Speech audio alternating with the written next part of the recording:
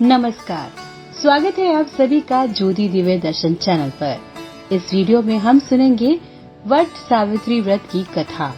ज्येष्ठ मास की अमावस्या को उत्तर भारत और पूर्णिमा को दक्षिण भारत की सुहागिन महिलाओं द्वारा वट सावित्री व्रत का पर्व मनाया जाता है।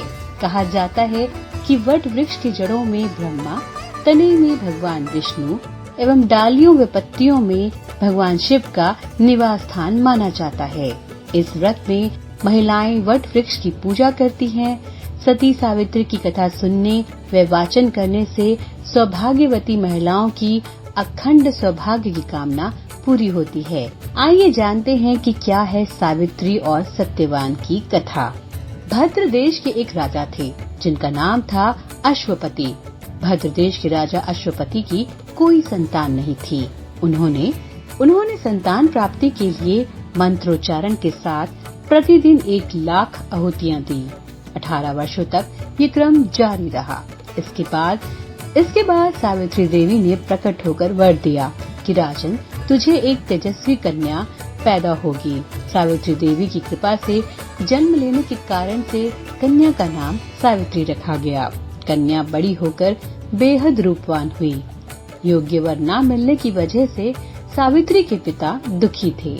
उन्होंने कन्या को स्वयं वर तलाशने भेजा। सावित्री तपोवन में भटकने लगी।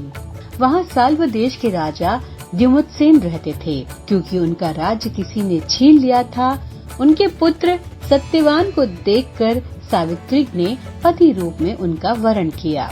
ऋषि नारद को जब ये बात पता चली तो वे राजा अश्वपति के पास पहुँचे और कहा कि हे राजन, ये क्या कर रहे हैं आप?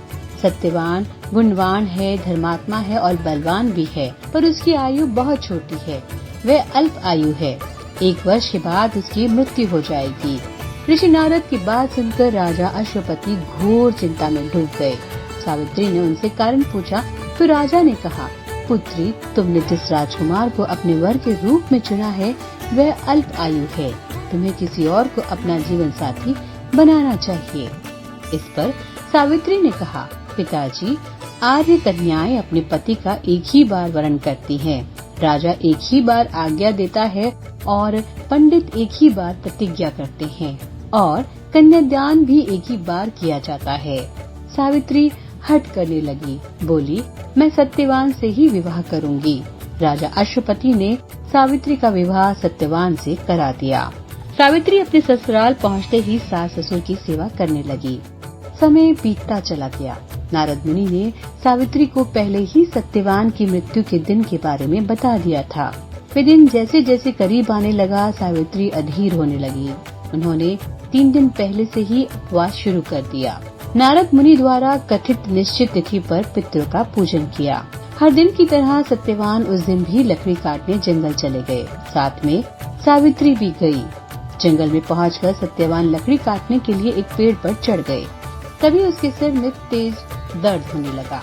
दर्द से व्याकुल सत्यवान पेड़ से नीचे उतर गए। सावित्री अपना भविष्य समझ गई। सत्यवान के सिर को गोद में रखकर सावित्री सत्यवान का सिर सहलाने लगी। तभी यमराज आते दिखे।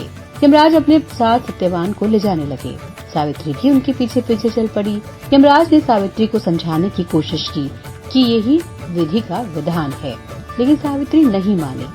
सावित्री की निष्ठा को देखकर यमराज ने सावित्री से कहा, हे देवी, तुम धन्य हो, तुम मुझसे कोई भी वरदान मांगो। सावित्री ने कहा कि मेरे सास ससुर वनवासी और अंधे हैं, उन्हें आप दिव्य ज्योति प्रदान करें। यमराज ने कहा, ऐसा ही होगा, जाओ अब लौट जाओ। लेकिन सावित्री अपने पति सत्यवान के पीछे पीछे चलती रही। यमराज ने कहा, देवी तुम वापस जाओ। सावित्री ने कहा, भगवान, मुझे अपने पतिदेव के पीछे पीछे चलने में कोई परेशानी नहीं है। पति के पीछे चलना मेरा कर्तव्य है।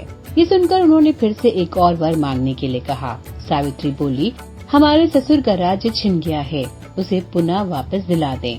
यमराज ने सावित्री को ये वरदान भी दे दिया और कहा, अब तुम लौट जाओ। लेकिन सावित्री पीछे पीछे चलती रही।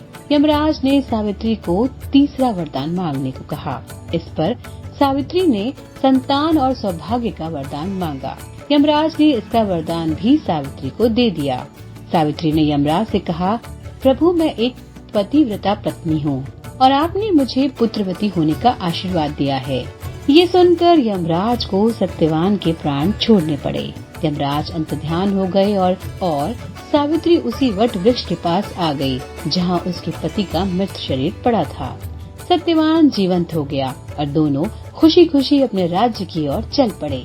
माता पिता को दिव्य ज्योति प्राप्त हो गई। इसी प्रकार सावित्री सत्यवान चिरकाल तक राज्य सुख भोगते रहे। कथा समाप्त होती है। तो दोस्तों, अगर आपको ये वीडियो पसंद आई हो तो लाइक करें, शेयर करें और चैनल को सब्सक्राइब करना बिल्कुल ना भूलें।